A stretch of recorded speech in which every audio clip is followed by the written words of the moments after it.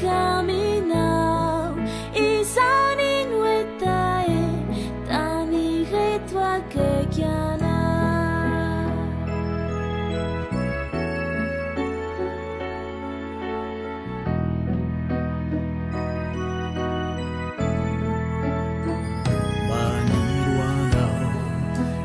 Tsara indrindra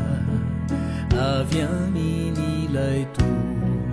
ho izay namonjy anao ny fitahi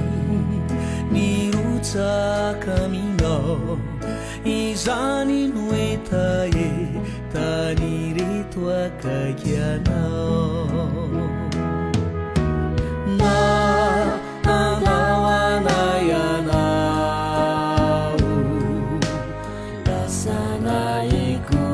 kelatra utinay siao ampunay fonawa tubavakisana trunay maniruana zay mety ho fatsara avy amin'ilay ray izay nariana nanino anapakao ampunao sinifia nantokatranonao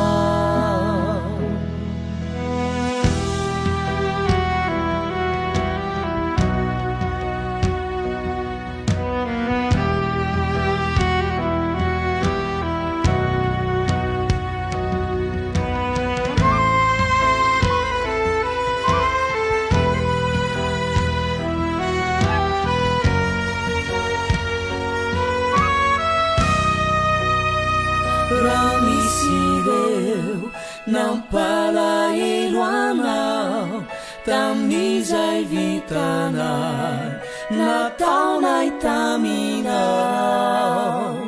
ifonanay ka mamelanay ny teninay no arivo fa zany tenanay